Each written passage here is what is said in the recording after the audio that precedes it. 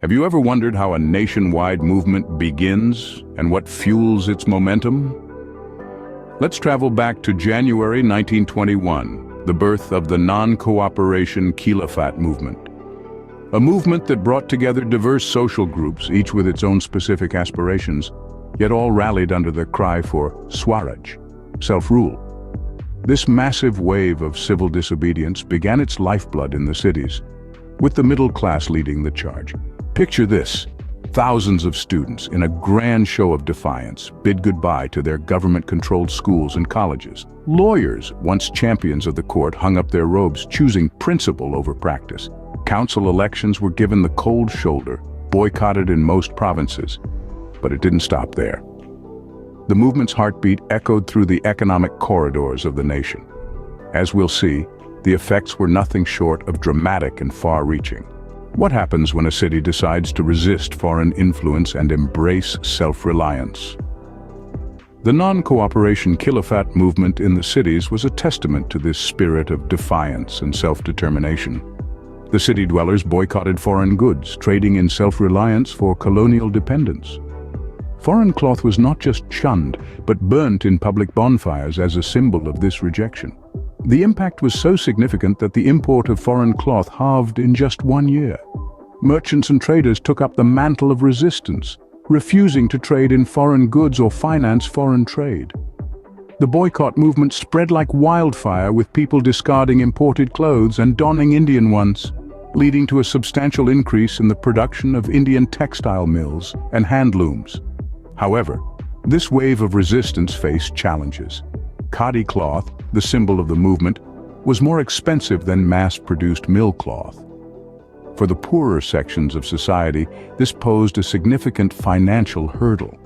Moreover, the boycott of British institutions meant that alternative Indian institutions had to be established, a process which was slow and cumbersome.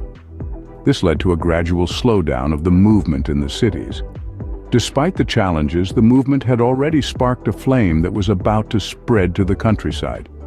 From the cities to the villages, the call for Swaraj echoed across India. But how did the countryside respond? The non-cooperation movement was not confined to urban areas.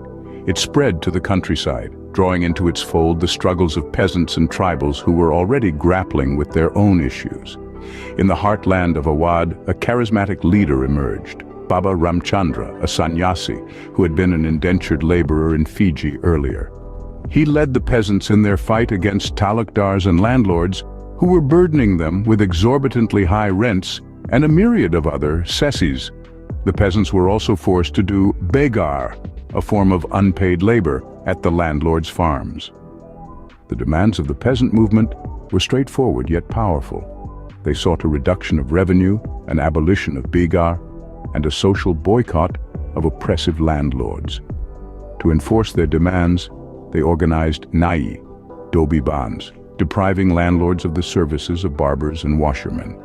In the backdrop of these events, Jawaharlal Nehru began his grassroots connect in the villages of Awadh. By October, the Ud Kisan Sabha was set up, headed by Nehru, Baba Ramchandra and others.